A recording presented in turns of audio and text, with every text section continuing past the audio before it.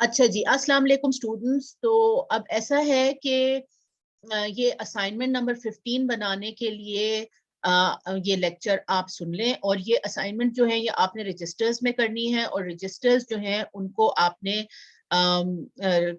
Registers जो हैं वो आपने कंप्लीट करने हैं। ठीक हो गया? और सो रजिस्टर्स कंप्लीट करने हैं। रजिस्टर्स की कंप्लीशन पे 12 मार्क्स है, तो उस पे एंड में 14 और 15 असाइनमेंट होनी चाहिए। लेकिन समझ भी लो ना कि क्या लिख रहे हो, इसलिए इसको लेक्चर को गौर से सुन लो। ठीक। और बाकी ये है कि now there is going to be another class before final exams in which I will explain to you the syllabus. ठीक है? और उससे पहले भी हम एक दफा मिलेंगे, क्योंकि रजिस्टर्स आप लोगों ने जो चेक करवाने होंगे that will be 1 day before your final exams. तो उस वक्त फर्दर आप मुझसे कुछ पूछ सकते हैं अगर कुछ समझ में नहीं आया हुआ। तो इस वक्त अगर कोई सवाल आपने पूछने हैं जरूर, most welcome, but related to the thing that is being taught today. Don't ask me other questions related to your syllabus and all, because that I will not answer today. I will answer all those questions in tomorrow's class. ठीक है? जब मैं आपको बता रही होंगी कि format क्या है और एक दफा सिलेबस आपके साथ डिस्कस करूंगी। But please do complete your registers. They are 12 marks, and only that individual will get full 12 marks who has completed everything, including the classwork, the assignments, everything in that register. और मैंने ये बताया कि इसको मैंने 14 और 15 इसलिए टाइटल्स दिए हुए हैं क्योंकि जो आपकी कोर्स आउटलाइन आपको दी गई थी उसके अंदर जो इसका सारा कंटेंट है उसके सामने असाइनमेंट नंबर 15 ही लिखी है। तो उस कंटेंट के साथ मैच करने के लिए मैंने इस पे लिखा हुआ है असाइनमेंट 15। आप इसका टाइटल मोनोपोली 2 दे दें, वो आपकी मर्जी है। ठीक है? So now I am going to start the lecture. इसको गौर से सुन लें। और यहाँ हाँ एक चीज और आपको दिखा दूं, ये लेक्चर है किधर से, ये देख लो प्लीज। ये चैप्टर नंबर 15 है आपकी बुक में मोनोपोली पे। और अब इसके पेज 297 के ऊपर ये सारी चीजें गिवन हैं जो कि रिलेटेड है असाइनमेंट 15 के साथ। यहाँ पे भी मैं आपको पहले डिस्प्ले कर रही थी असाइनमेंट 15। और ये आपकी जो है सीआर, उन्होंने आपके साथ शेयर भी कर लिया होगा असाइनमेंट नंबर 15 का जो क्वेश्चन है। ठीक है?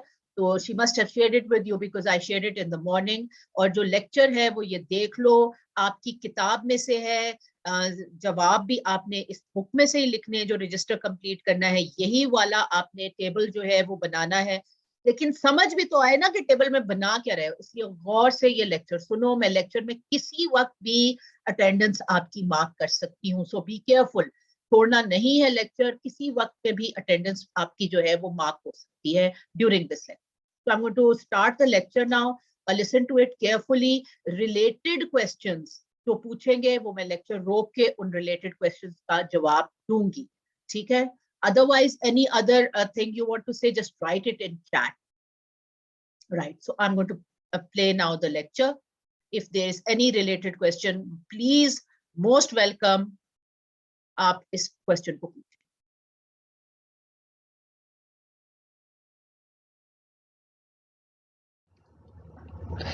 हाँ जी, it is a प्राइवेट हो सकते हैं जिनका असाइनमेंट 15 का है। It asks you to draw the demand, marginal revenue, average total cost, and marginal cost curves for the monopolist, and you have to show the profit maximizing level of output and the profit maximizing price and the amount of profit to show the level of output that maximize total surplus। ठीक है? ये आपने इस सवाल को answer करना है। तो उसके लिए सबसे पहले आप ये वाला डायग्राम देखें, और अगले वाली जो स्लाइड है उसके अंदर इस डायग्राम की फर्दर एक्सप्लेनेशन दी है। पिछले वाले चैप्टर में आपने ये यहाँ तक तो चीज देख ली थी ना कि ये जो डिमांड कर्व जो यहाँ लिखा हुआ है ये एक्चुअली एवरेज रेवेन्यू भी कर्व इसको कह सकते हैं, और इसी को आप प्राइस भी कह सकते हैं। तो यहाँ इन्होंने डिमांड लिखा हुआ है। The demand curve is the same for the monopolist, it is the same as the average revenue और द प्राइस। तो वो इस किस्म का है। तो यानी प्राइस जो है वो स्टेबल नहीं रहती, प्राइस जो है वो इस हिसाब से कि वो कितनी क्वांटिटी जो है वो मोनोपोलिस्ट बेचना चाहती है, मोनोपोलिस्ट फर्म। तो ज़्यादा अगर वो बेचना चाहेगी, मोनोपोलिस्ट फर्म ने अगर ज़्यादा बेचना है तो प्राइस जो है वो ऑटोमेटिकली वो उसको कम करनी पड़ेगी, तो इसको आप डिमांड भी कह सकते हैं। अब ये याद रखें कि देखो इसको वो वाला जो डिमांड कर्व शुरू में आपने देखा था मिड टर्म से पहले, जहां मार्केट में हम डिमांड सप्लाई, वो जो था ना वो एक्सप्लेन कर रहा था लॉ ऑफ डिमांड को, ठीक है, प्लीज उसको और इसको कंफ्यूज नहीं करना, ठीक है। वो लॉ ऑफ डिमांड को कर रहा था और एक तरफ प्राइस और दूसरी तरफ हमने क्वांटिटी ली हुई थी और लॉ ऑफ डिमांड को हम एक्सप्लेन करने की कोशिश कर रहे थे, और उसके बाद उसको हमने यूज किया था, फिर शिफ्ट्स दिखाए थे कि अदर देन प्राइस कोई चीज अगर इफेक्ट करती हो तो उसको किस तरह डेमोन्स्ट्रेट किया जाता है। वो मॉडल एक थोड़ा सा डिफरेंट मॉडल था, ये हम मार्केट सिचुएशन समझने की कोशिश कर रहे हैं। तो यहाँ पे अगर आपने इसको अंडरस्टैंड करना है ना, डिमांड को कंपेयर ही करना है, तो compare it with the demand of the competitive market. और डिमांड जो कंपेटिटिव मार्केट की होती है वो होती है इस तरह फ्लैट, बिल्कुल स्ट्रेट ना, क्योंकि वहां तो प्राइस ही नहीं चेंज हो रही होती, तो प्राइस ही रिफ्लेक्ट कर रही होती है जो है डिमांड को। लेकिन यहाँ पे प्राइस आप देखो कि प्राइस क्योंकि कम होती जाती है, वो इस वजह से क्योंकि अगर ज्यादा बेचना है मोनोपोलिस्ट ने तो उसको कम प्राइस मिलेगी। और हमने लास्ट टाइम जो किया था एक न्यूमेरिकल भी, वो भी उसमें भी यही चीज प्रूव होती थी, ठीक है। तो ये डिमांड नीचे जा रही है, तो ये तो हो गया आपका डिमांड कर्व। उसके बाद मार्जिनल रेवेन्यू, ये हमने देखा marginal revenue always less than the price. ये वही चीज आ रही है कि marginal revenue is less than the price. अब कंपेटिटिव मार्केट में ऐसा नहीं है, वहां पे मार्जिनल रेवेन्यू और प्राइस एक ही होती है, लेकिन ये क्योंकि मोनोपोलिस्ट है तो इसका जो मार्जिनल रेवेन्यू है वो इससे हमेशा नीचे होगा क्योंकि प्राइस इफेक्ट्स आ जाते हैं, ठीक है जी। अच्छा, तो ये दोनों चीजें बन गई। उसके बाद ये जो चीज आप देख रहे हो ये इसका एवरेज टोटल कॉस्ट कर्व है, ठीक है। ये एवरेज टोटल कॉस्ट कर्व है, ये इसी तरह का होता है एवरेज टोटल कॉस्ट कर्व, चाहे आप वो मोनोपोलिस्ट के लिए ले लें या आप कंपेटिटिव मार्केट के लिए ले लें, ये यू शेप कर्व बना हुआ है, ठीक है। हम इस वक्त जो है ना वो नेचुरल मोनोपोलीज की यहाँ बात नहीं कर रहे, हम एक जनरल सिचुएशन मोनोपोलीज की बात कर रहे हैं। Maybe it could be, you can think of it as a resource monopoly और व्हाटएवर, क्योंकि अच्छा तो ये देखें ना, इस किस्म का इसका एवरेज टोटल कॉस्ट कर्व आ जाएगा। अब ये देखो कि the intersection of the marginal revenue and the marginal cost curve determines the profit maximising quantity. जहां पे ये आपका जो है ये आपका मार्जिनल रेवेन्यू और मार्जिनल ये आपकी cost, so marginal cost and marginal revenue. अब ये जरा मार्जिनल कॉस्ट को भी देखो, ये भी यहां से पास हो रहा है, ठीक है। जहां एवरेज टोटल कॉस्ट सबसे कम है ना उसके बीच में से पास हो रहा है। ये पिछले मैंने एक असाइनमेंट में आपको बताया था कि ये जो इसमें से पास हो रहा हो ये एफिशिएंट पॉइंट होता है, ठीक है। अच्छा जी, तो एनीवे ये जब भी आप ड्रॉ करें तो मेक श्योर कि आपने ये इस तरीके से ड्रॉ करना है कि ये जो इसका मिनिमम पॉइंट है ना वो मार्जिनल जो अपना मार्जिनल कॉस्ट कर्व है वो उसको कट कर रहा हो, ठीक। तो एक सबसे पहला तो पॉइंट ए इंपॉर्टेंट है, क्यों? क्योंकि ये वो पॉइंट है जहां पे प्रॉफिट जो है वो प्रॉफिट मैक्सिमाइज होता है, ठीक है। यहाँ प्रॉफिट मैक्सिमाइज होता है। अब देखो यहाँ पे तो उसका प्रॉफिट मैक्सिमाइज हो रहा है इसलिए क्योंकि इधर जितनी भी प्राइस वो कमांड कर सकता है वो जो है वो that would be determined by the demand curve. So the interaction of the marginal revenue curve and the marginal cost curve determines the profit maximizing quantity, ये वाली चीज। And then the demand curve shows the price consistent with this quantity. इससे कम पे तो वो बेचेगा तो वो नुकसान पे है, लेकिन इस लेवल के ऊपर, इस लेवल के ऊपर जब वो जाएगा तो उसको प्राइस जो है वो कोई फिक्स्ड प्राइस तो है नहीं, प्राइस तो उसने डिटरमिन करनी है, तो उसको इतनी प्राइस जो है वो मिल सकती है, ठीक है।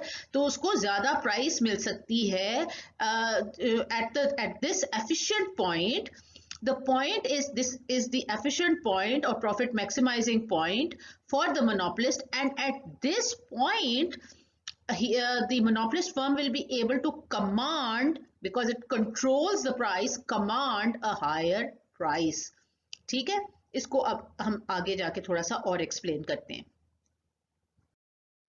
जी। अब यहाँ पे देखिए, आप उसकी एक्सप्लेनेशन देखें, इन इक्वेशंस को भी एक दफा देखो। कंपेटिटिव फर्म के लिए प्राइस और मार्जिनल रेवेन्यू और मार्जिनल कॉस्ट, ये तीनों चीजें जब एक जगह होंगी तो वो उसका एफिशिएंट पॉइंट होगा।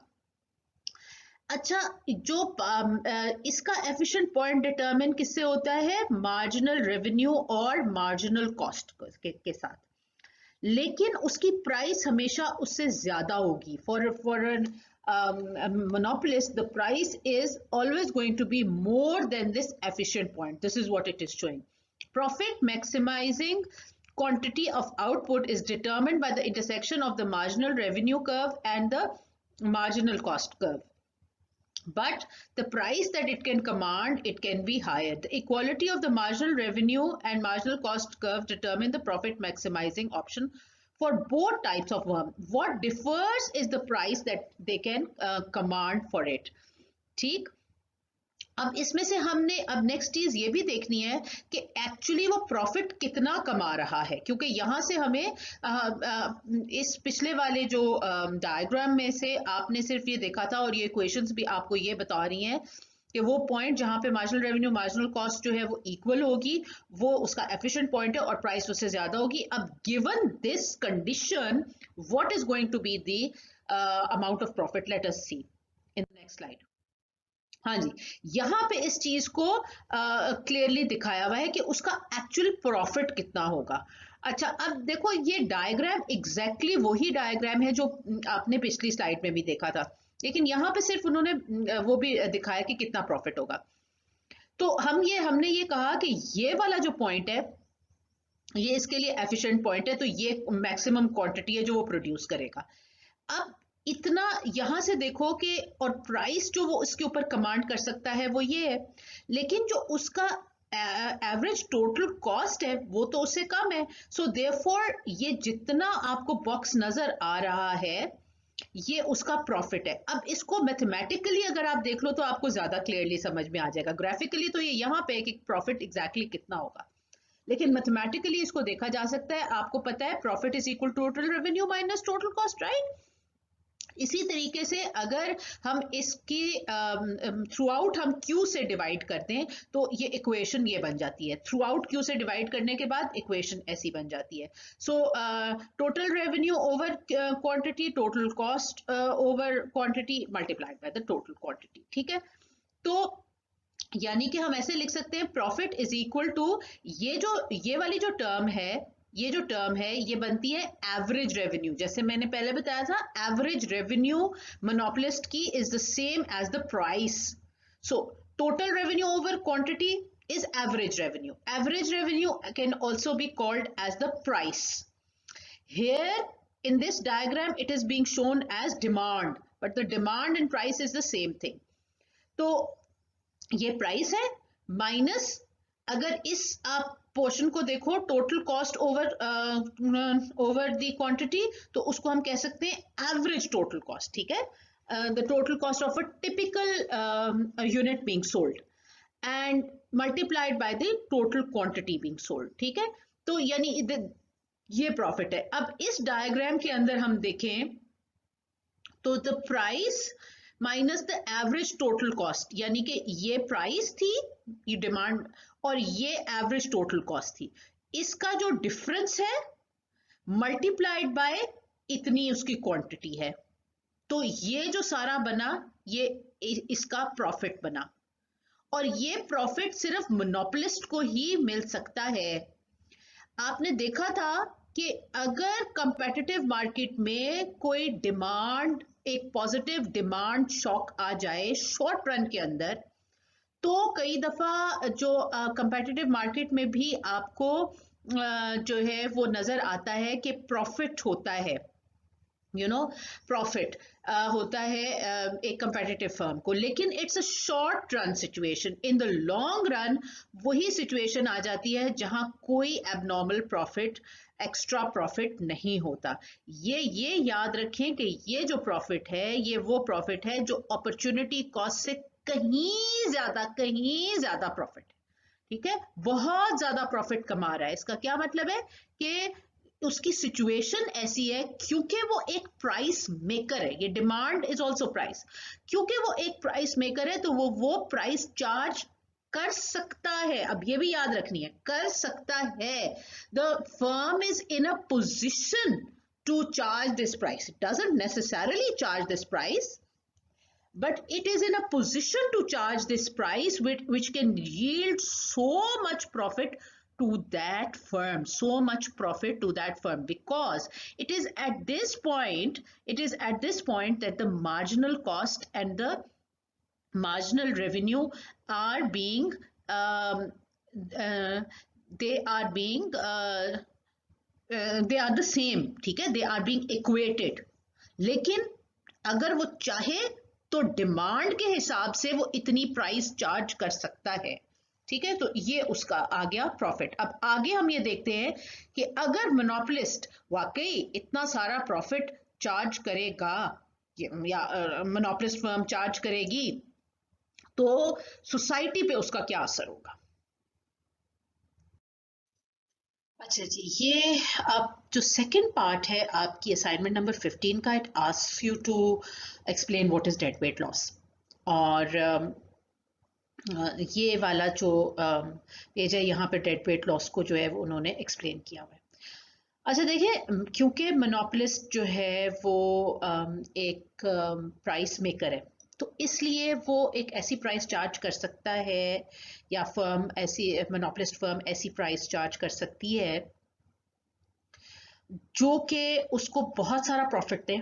लेकिन ज़रूरी नहीं है कि ये सारा प्रॉफिट जो है उसको कमाने से लोगों का, जनरल लोगों का, कंज्यूमर्स का, पर्टिकुलरली बायर्स का फ़ायदा हो रहा हो सकता है कि उनका नुकसान भी हो। इतनी ज़्यादा जो प्रॉफिट मेकिंग होती है इसके अंदर कंज्यूमर्स का नुकसान होता है क्योंकि हायर प्राइस सेट की जा रही है as compare to what the cost is being incurred. ठीक है, सो प्राइस चार्ज ज़्यादा की जा सकती है, लेकिन एक सिचुएशन हो सकती है बेनोवलेंट सोशल प्लानर की।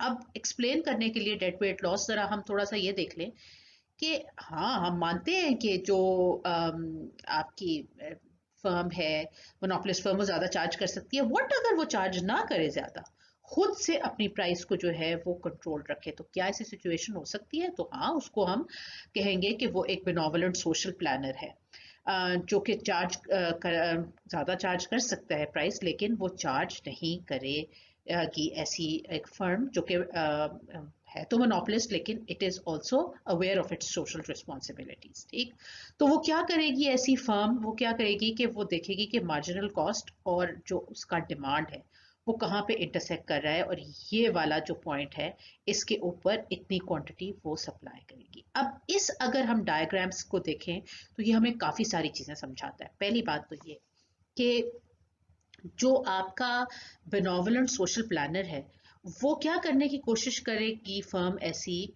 जो कि वो प्रोड्यूसर सरप्लस को भी और जो कंज्यूमर सरप्लस है दोनों के मैक्सिमम लेवल्स अचीव करने की कोशिश करेगी। इस डायग्राम के अंदर स्टूडेंट्स ये वाली जो ट्रायंगल है, ये ट्रायंगल नजर आ रहा है, ये वाला ट्रायंगल जी, ये ट्रायंगल रिप्रेजेंट कर रहा है प्रोड्यूसर सरप्लस को, और ये वाला ट्रायंगल रिप्रेजेंट कर रहा है कंज्यूमर सरप्लस को। ठीक है, producer surplus, consumer surplus. Now the thing is कि if the monopolist firm stays in this area, over there its costs are low, ठीक है, and value to the buyers is very high। तो अगर वो जो है वो अपनी कॉस्ट को लो रखेगी क्योंकि उसकी कॉस्ट लो है और वो ज़्यादा प्राइस, ये प्राइस है ना, ज़्यादा प्राइस चार्ज कर सकती है तो वो बहुत सारा प्रॉफिट ले सकती है, लेकिन that profit would come as a cost to the buyers, क्योंकि बायर्स की वैल्यू बढ़ाई जा सकती है। इसलिए जो सोशल प्लानर है वो इससे ज़्यादा प्रोड्यूस करेगा, इस लेवल से ज़्यादा प्रोड्यूस करेगा ताकि value to the buyers increases, क्योंकि उसके लिए वो इम्पोर्टेंट है। वैसे ये वाला एरिया जो है ये तो उसका सरप्लस है, तो वो अपना कुछ सरप्लस कम करके और कोशिश करेंगे जो सोशल बेनोवलेंट सोशल प्लानर्स हैं कि वो वैल्यू टू द बायर्स जाए, क्योंकि ये जो एरिया है यहाँ पे कॉस्ट कम और उसकी जो है वो वैल्यू ज़्यादा है। ये जो एरिया है वो ये वाला, ये ये है कंज्यूमर सरप्लस या बायर सरप्लस, ठीक है। इधर जो कॉस्ट है मोनोपोलिस्ट की वो ज़्यादा हो जाती है, तो वो यानी उसकी मार्जिनल कॉस्ट से बढ़ जाता है ये वाला एरिया। तो वेयर एज ऑफ कोर्स के बायर्स चाहेंगे कि उसको जो है वो और ज़्यादा अमाउंट मिल सके, लेकिन जो आपका मोनोपोलिस्ट है वो इससे ज़्यादा अगर प्रोड्यूस करेगा तो उसकी मार्जिनल कॉस्ट ऐसी फर्म की जो है वो बढ़ जाएगी। तो ये वो एरिया है जहाँ के ऊपर cost is going to be more for that. अगर वैल्यू बढ़ाना चाहेंगे तो then the cost is going to be much higher and therefore it is unaffordable. तो जो एक benevolent social planner है जो अपने मर्जी से ज़्यादा प्रोड्यूस कर रहा है या कर रही है ऐसी फर्म ताकि कंज्यूमर्स का फ़ायदा हो, तो वो इतना प्रोड्यूस कर सकती है मैक्सिमम, इससे ज़्यादा तो फिर उसका नुकसान है, ठीक है। और अपना जो है ना वो एक्स्ट्रा जो उसने कमाना है, एक्स्ट्रा प्रॉफिट कमाना है, उसको वो गिव अप कर देगी, ठीक। और इस लेवल पे करेगी। अगर वो इस लेवल के ऊपर प्रोड्यूस कर रही है तो फिर आउटकम्स वही होंगी जो कि एक कंपेटिटिव मार्केट के अंदर होती हैं, क्योंकि production is going to be more. But then again it depends on only if it is completely acting in the interest of the public, which is quite rare. Generally they go for profit maximization, and therefore this is a situation which is quite unlikely to happen. So it is most probable that the monopolist is going to stay in this area, और इस area में stay करने का जो नुकसान है उसे dead weight loss कहते हैं, और वो अब अगले पेज पे ज्यादा क्लियरली आपको नजर आएगा। हाँ जी, तो देखें ये डायग्राम जो है ये वो वाला है जहाँ पे आपको ज़्यादा क्लियरली डेड वेट लॉस नज़र आएगा, ठीक है। अब देखो मार्जिनल कॉस्ट, डिमांड या जो ये आ गई, फिर उसका मार्जिनल रेवेन्यू ये आ गया। हमने यही देखा था ना कि जितना उसका जहाँ पे उसका मार्जिनल कॉस्ट को वो कवर कर रही है तो इस एरिया के ऊपर वो प्रोड्यूस कर सकता है, ठीक है, इस एरिया के ऊपर प्रोड्यूस कर सकता है, और उसकी जो प्रॉबेबली जो उसकी एवरेज टोटल कॉस्ट है वो इसके नीचे आ रही होगी, ठीक है। तो उसका प्रॉफिट काफ़ी सारा होगा, यहाँ इतना प्रॉफिट होगा क्योंकि उसकी एवरेज टोटल कॉस्ट तो कुछ इस किस्म की बनेगी ना। यहाँ पे हम डेड वेट लॉस आपको समझा रहे हैं। सपोज कि वो इतना जो है ना वो मोनोपली जो है वो इतना प्रोड्यूस करिए, और ये वो पॉइंट है जो कि एफिशिएंट पॉइंट है जहाँ पे मार्जिनल कॉस्ट और डिमांड कट कर रहा है। ये वो पॉइंट है जो कि एक बेनोवलेंट जो है वो प्रोड्यूसर, बेनोवलेंट प्लानर वो देगा, जिसको के ख्याल है बहुत ज़्यादा पब्लिक का, वो देगा। ये एफिशिएंट पॉइंट है। लेकिन मैंने आपसे पहले भी बताया ना कि वो यूजुअली एफिशिएंट पॉइंट पे नहीं, उससे नीचे के पॉइंट पे कहीं जाते हैं। तो क्योंकि यहाँ पे उसकी मार्जिनल कॉस्ट और जो है उसकी मार्जिनल रेवेन्यू पूरी हो जाती है, तो उसके बाद इस हिसाब से जितना मैक्सिमम प्राइस वो चार्ज कर सकता है फ्रॉम द कंज्यूमर, जो उस देने के लिए तैयार हो वो चार्ज करेगा। और अगर इस प्राइस पे चार्ज करे तो ये आप पॉइंट देख रहे हो, ये जो पॉइंट होगा इसको हम कहेंगे डेड वेट लॉस, क्योंकि इसका मतलब है ये वो पॉइंट है कि जो नुकसान हो रहा है कंज्यूमर्स को, जो नुकसान हो रहा है कंज्यूमर्स को जिसका कोई अजाला नहीं हो रहा। देखो इस वाली साइड पे तो नुकसान हो रहा है मोनोपोलिस्ट को, वो तो कभी भी नहीं करेगा, नहीं तो मोनोपोली रहेगी ही नहीं। तो लेकिन इनको बेचारों को कौन पूछे, क्योंकि वो तो एक ही जो है वो सेलर है, उन्होंने उसी से खरीदना, उनके पास चॉइस ही कोई नहीं है। तो जब आप लोगों की चॉइस को खत्म कर देंगे और जो मोनोपोलिस्ट है, that monopolist is not very responsible. यहाँ पे ये सिचुएशन है कि द मोनोपोलिस्ट इज रिस्पॉन्सिबल, लेकिन जनरली ऐसा होता नहीं, वो अपना प्रॉफिट मैक्सिमाइज करता है। तो जब वो अपना प्रॉफिट मैक्सिमाइज करेगा और लोगों के पास चॉइसेस होगी नहीं, और चॉइसेस की वजह से वो जो है उनकी कंजम्पशन कम होगी एट दिस पॉइंट, जो कि वो ऑफर कर रहा है एट दिस प्राइस. तो therefore this is the amount which the overall is going to be deadweight loss to the society, और ये नुकसान सारे के सारे बायर्स को होगा, सारे के सारे बायर्स को ये नुकसान होगा. और इसी नुकसान को डेड वेट लॉस कहा जाता है, because the production and the quantity being offered is less than the efficient quantity. ठीक है, ये efficient quantity है, इससे कम ऑफर हो रहा है, तो इसलिए ये inefficiency है जिसको of monopoly है, जिसको के dead weight loss भी कहा जाता है. So this is the inefficiency, because if the price is reduced a little bit, the monopolist can charge the price which covers the cost of the monopolistic firm, but because they can charge a higher price, being the price makers in the market, therefore they charge a higher price despite the fact that less is being produced, and because of this loss in production there is a dead weight loss, and this is also as the inefficiency of the market. So what can the government do about it? Let's see. हाँ जी, अच्छा, अब क्योंकि ज्यादातर वक्त जो होते हैं वो monopolistic firm, that is not a benevolent social planner, rather it takes the profit that it can, because its average revenue is less than the price, so that is why it takes all that profit, and the dead weight loss is many times inflicted on the market. So to avoid that, there can be public policy. Public policy is what the government does, the strategies the government makes, so that these negative effects of monopolies can be controlled. अब ये आपकी assignment number 14 का आखिरी या तीसरा हिस्सा है. तो वो हुकूमत जो है वो पब्लिक पॉलिसी ले सकती है 3 एरियाज के अंदर. पहला एरिया है by trying to make the monopolized industries more competitive. So पहली बात तो ये कि मोनोपोलीज को ही तोड़ दिया जाए, तो उसको कहते हैं anti trust laws, anti monopoly laws भी कहा जाता है. Point number 1, what can the government do? It can break up the monopolies altogether through anti-monopoly laws. In America they are called antitrust laws. In Pakistan it is called anti-monopoly law. अब जो पाकिस्तान के अंदर जो एक organization है which looks at the markets and tries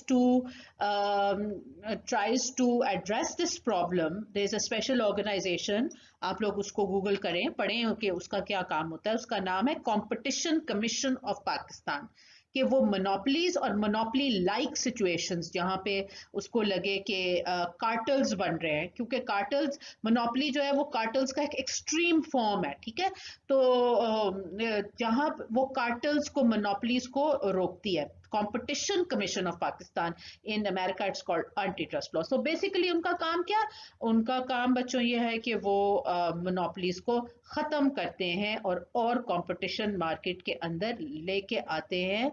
और अगर जो है कम प्लेयर्स हैं मार्केट के अंदर, तो वो फिर उनको देखते हैं कि वो मार्केट को मैनिपुलेट तो नहीं कर रहे बाकी प्लेयर्स को निकालने के लिए, तो वो कंपटीशन जो है मार्केट का उसको प्रोटेक्ट करने की कोशिश करते हैं. So that is point number 1, that you have an organisation like that which has its which has the mandate, and it can go after these large organizations which are trying to manipulate the market and being price takers, so that they can increase their profits abnormally. तो इसको ये काफ़ी ममालिक में, पाकिस्तान के अंदर भी होती है. हाँ, प्लीज़ इसको जाके पढ़ें. हमारा अनफॉर्चुनेटली हमारा कंपटीशन कमीशन जो है उसने बहुत अच्छे अच्छे काम भी किए हैं इन द पास्ट, लेकिन इस वक्त उसको बहुत सारा थिंकिंग हो रही है कि उसको स्ट्रेंथन कैसे करें. वो शुगर माफियाज वगैरह के खिलाफ जो है वो उसको स्ट्रेंथन करने की एफर्ट्स हो रही हैं, पता नहीं होती हैं कि नहीं होती. वैसे that's the right part. By the way, आपसे कोई पूछे कि ये शुगर माफियाज का क्या हल है, तो आपने जवाब देना है कि कंपटीशन कमीशन ऑफ पाकिस्तान को स्ट्रेंथन करें. अच्छा, तो पहली चीज। दूसरी चीज ये हो गई कि किस तरह रोका जा सकता है, regulate the behaviour of monopoly. So that's also very important. Regulated, जहां भी मोनोपोलीज होंगी, या तो एक ही सेलर है या वेरी फ्यू सेलर्स हैं, तो वहां रेगुलेटर्स भी हो सकते हैं। अब पाकिस्तान के अंदर रेगुलेटर्स का बड़ा इंपॉर्टेंट काम है। देखो, दो रेगुलेटर समझ लो। एक तो आप समझ लो जो है पीटीए का नाम तो सुना होगा ना, पाकिस्तान टेलीकम्युनिकेशन अथॉरिटी, क्योंकि 5 प्लेयर्स हैं इस वक्त मार्केट में। 5 ही है ना? कौन से, ये आपका जायज है, तो नहीं तो 4 रह गए शायद, वारिद तो मर्ज हो गया उसके साथ। तो ये जो चार, हाँ जोंग है। So you got Zong, you have Telenor, you have Ufone and you have then jazz.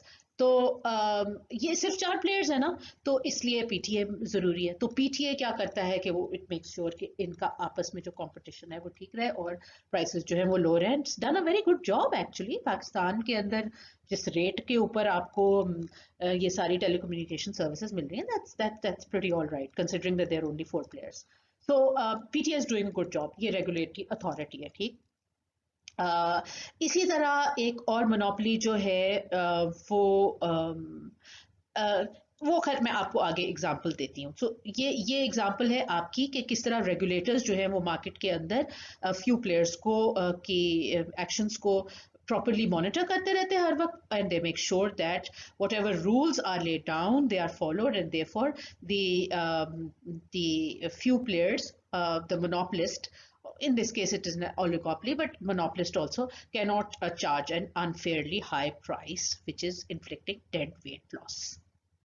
Okay, so अब एक चीज ये भी जो कहा कि जी आपकी वो पब्लिक ओनरशिप भी आ सकती है, बट बिफोर दैट यहाँ जो पॉइंट डिस्कस हो रहा है, पॉइंट नंबर 3, वो ये कि जो आपकी एंटरप्राइजेस हैं उनको भी बनाया जा सकता है मोर कंपेटिटिव। अब एग्जांपल आप ले लो कि फॉर एग्जांपल आपने जो है वो आप ले आए कराची के अंदर KESC, उसको सोचा ये गया था कि वो एक मोनोपोली बना देते हैं, कराची के अंदर सप्लाई सिर्फ KESC ही करेगी और उसके बाद उसको हम मॉनिटर कर लेंगे और मेक श्योर के प्राइसेस कम रहेंगे। The logic behind it was quite sound, but unfortunately Karachi की जो बिजली के मामलात में जो हो रहा है वो आप देख लें। अब उसके ऊपर क्या KESC इज टू ब्लेम या is the government to blame, ये बहुत ही कॉम्प्लिकेटेड discussion है। लेकिन having said that, setting up of KESC in itself was a measure in order to control the monopoly by having an enterprise which is closely regulated, and it is given certain targets and SOPs which it has to follow. एक और चीज हो सकती है वो है public ownership. वो public ownership, the third public policy by the government to deal with monopolies, public ownership, that is rather than regulating a natural monopoly that is run by a private firm, the government can run the monopoly itself. तो वो monopolist खुद बन जाए, जैसे कि for example वापडा या हाँ है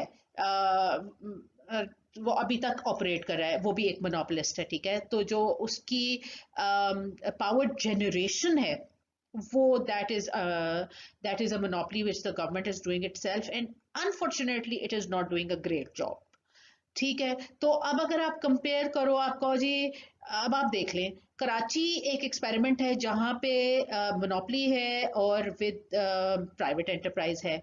अच्छा, इसी तरह जो आपकी वापडा है वो एक नेचुरल मोनोपोली है। वजह क्या है कि वापडा की जो ज्यादातर एनर्जी है ना जो कि वो कर रहा है प्रोड्यूस कर रहा है, जब तक तो वो पानी से बन रही थी तो was not a bad idea, क्योंकि पानी में एक दफा डैम तुम्हारा आपका बन जाता है और उसके बाद ये देखो ना डैम आपका बन गया, बस फिर आप जैसे जैसे लोग आपके ऐड होते जाएंगे, आपका शेप जो एवरेज टोटल कॉस्ट कर्व का नीचे आता जाएगा। तो वापडा वाज अ गुड आइडिया जहां पे आप एक पब्लिक ओनरशिप क्रिएट कर सकते थे। But when you are comparing with for example KESE, तो there you get to know कि दोनों जगह जो हैं वो मसाइल हैं, क्योंकि अगेन probably जो आपकी गवर्नेंस के इश्यूज हैं वो इन दोनों इश्यूज को इन दोनों एरियाज के अंदर जो है वो मसाइल क्रिएट करते हैं। आखिरी चीज है, please don't do anything at all, यानी कि जो आपकी जो मोनोपलीज हैं उनको आप एड्रेस करने के लिए खुदा के लिए अथॉरिटीज मत बनाएं। ये तीसरा एक चौथा पॉइंट ऑफ व्यू ये है कि उसको अथॉरिटीज मत बनाएं। ये अथॉरिटीज जो होती हैं ये अपना काम ठीक तरीके से नहीं करती, और हुकूमत का काम ये होना चाहिए कि वो कॉस्ट ऑफ बिजनेस को कम करे, फिर आपके जो है ना मार्केट को ओवरऑल कंपेटिटिव बनाने की कोशिश करे। लेकिन जो है मोनोपलीज को कंट्रोल करने की पर से कोशिश ही ना करे, क्योंकि वो it will do a very bad job out of it. तो यहाँ पे भी हमने देखा कि जो 4 मेजर्स हैं उसके अंदर पाकिस्तान में पार्शियल सक्सेस मिलती है, आपको नजर आती है रेगुलेशन में, वो भी some areas, not all of them. You know NEPRA for example has not done a very good job. ये हमने देखा है, तो गूगल कर लेना नेपरा क्या चीज है वो, कि आपकी जो है वो पावर की जो डिस्कोज वगैरह है उनको वो रेगुलेट करती है। It has PTA has done okay job. So overall वो इतने मिक्स्ड किस्म के रिव्यूज हैं और जनरली नॉट वेरी गुड, कि ये कहा जाता है हुकूमत पाकिस्तान जैसे ममालिक को कि जी प्लीज आप कुछ भी ना करें, आप जो हैं वो इनको मोनोपलीज को कंट्रोल करने की कोशिश ना करें, आप कंपटीशन बढ़ाने की कोशिश करें, वो ऑटोमेटिकली चीज जो है वो मोनोपलीज खुद ब खुद इन टाइम खत्म हो जाएंगी। सो डू नथिंग, ये इसका मतलब। तो ये चारों मेजर्स हो सकते हैं मोनोपलीज को एड्रेस करने के लिए। अब आप अपनी असाइनमेंट नंबर 15 कीजिए। Good luck.